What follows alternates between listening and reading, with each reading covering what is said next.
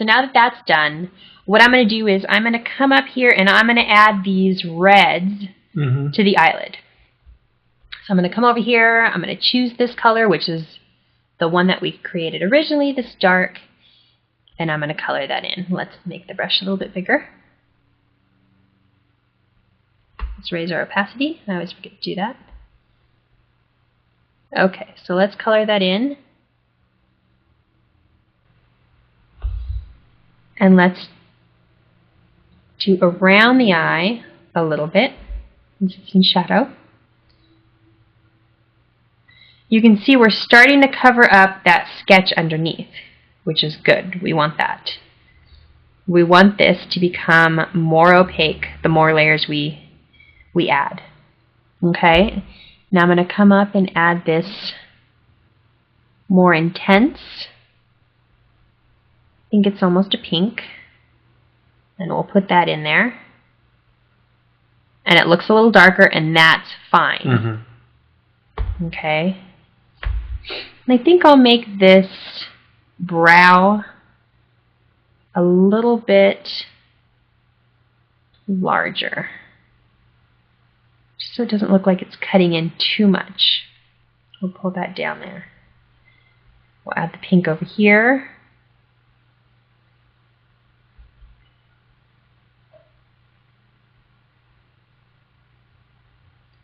Okay, now I'll come over here and I'll pick this orange.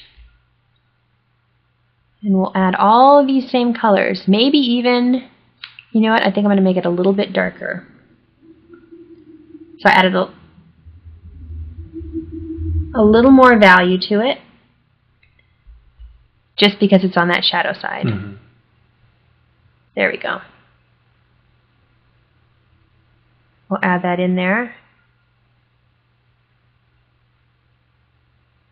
That might be a little bit too opaque, so we'll lower this. There we go.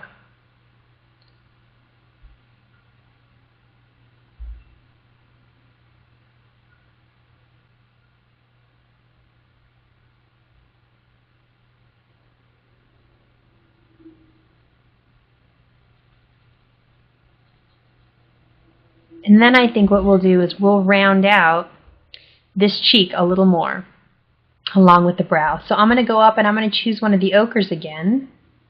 Let's see. This one has a little bit of green in it. I'm not sure I want that. Let's go with...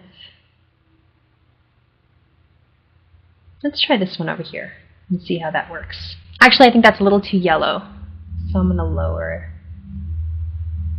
the intensity. A little bit darker. And we'll try that. And again, kind of transparent. We're only at 18, and I think I'll make the brush a little bit bigger just so we get a sweep of gentle color over the top. We don't want too much.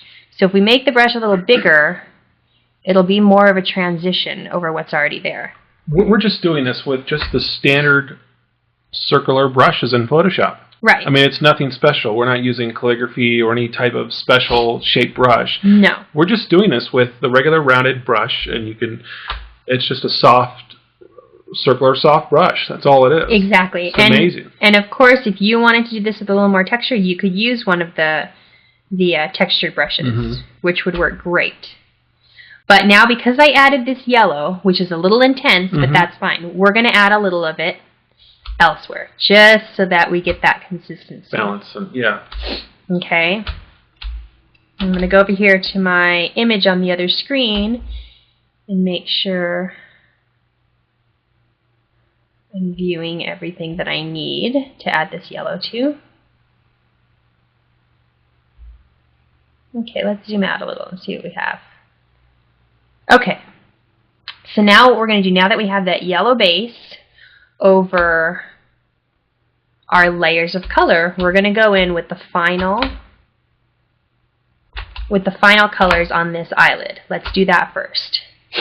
Okay, so what I'm going to do is I'm going to choose one of these peachy pink colors. Okay, let's try this one. This is pretty light, but let's see what we get. I'm going to lower my brush size. And we just want to define this area. And you notice I'm keeping it transparent, so I keep the texture and the colors that are underneath coming through. Now, anything I do on this side of the eyebrow, I want to continue on this side of the eyebrow. Oh. If I do not, it's not going to have that continuity. It's going to look disjointed. Mm-hmm. So I want to make sure I use that same color on top. Okay, so I'm going to use the picker, and I'm going to pick that exact color, and I'm going to add a little of it up here. Now, I don't have to go all the way up, but I just want to make sure that both sides of this eyebrow work together.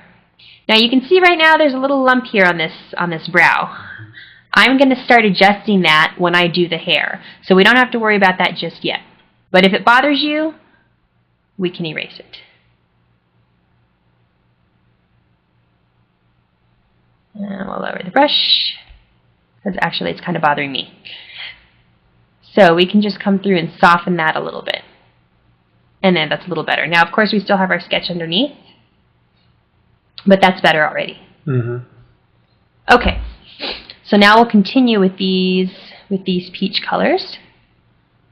And I think already that's starting to work much better. Now that I have that finished, almost, I want to come in, and because this is mostly warm colors, I want to bring in a cool color. Now, we talked about this in the beginning, but as you can see, her eye under here is pretty warm, except for this portion here around the eyebrow and where it comes into this little nook of her nose. Yeah, it gets cooler. So we're gonna come over to our color swatches, and we're going to choose a nice olive green.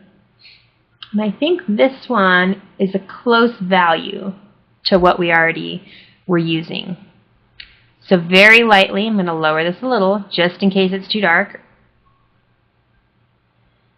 And I'm going to start to pull in that green.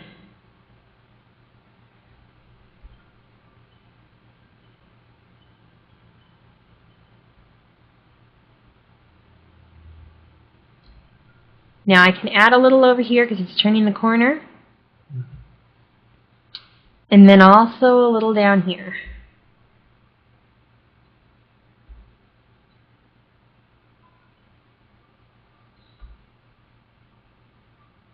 Okay, that looks pretty good so far to me.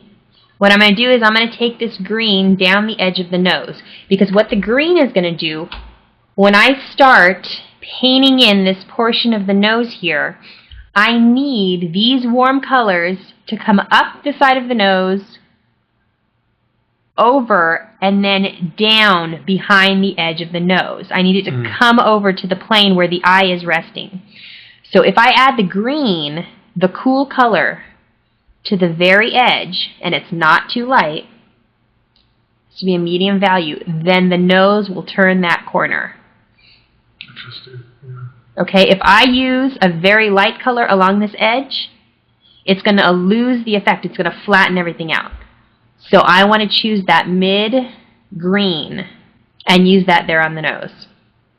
Okay, now this will make sense once I start painting that in. But I'm just kind of moving around in this area so that this area doesn't get very rendered and then everything else is flat. I want to kind of work everything up at the same time. Okay? So let's see what we have now. Okay, that's starting to look pretty good. I'm going to work my way up the forehead just a little bit, and then we're going to address this yellow. You can see that the yellow that was under this brow portion is still there, but it's disguised by the neutral skin tones that I put over it. Okay, you can still see all the oranges and the reds, the lavender and the green. Okay, it's just more subdued because all the layers are transparent. Okay, let's see, let's go back and choose our peach. Which one was that? I think it was this one up here. We'll raise our opacity and our brush size to 27 again. Okay, let's use that green again, actually. And let's do that same thing we did to the nose. to the forehead. I like it. I think it makes a big difference. I like that. Well, it definitely, you need that cool, I mean, there's a lot of green in our skin. Mm-hmm. And if you don't add that into your image, it's going to flatten out. Right. So I'm just even going to go into the hairline. You know, once again, it doesn't have to be perfect because it's just the basic. I'm going to lower the opacity. I'm going to put a hint of it right there so the two sides match. Now I'm going to go back and I'm going to choose this skin color here, and I'm going to go over that green to hide that intensity, to soften it. It's interesting because, when you for somebody that really doesn't know how or has never painted before, you would never think green would be part of the skin tone. Right. Or yellow or, red or whatever. But when it all just comes together, I think that it's there. They don't actually see those colors. Right. They just see the skin, the orangey kind of skin color. But when it's really important that you really look at the skin tones to get those colors that you wouldn't normally see. There are a lot of greens, a lot of blues, especially around the eyes, because the skin is thinner. Mm-hmm. Around the nose, when something turns the corner, it becomes cooler.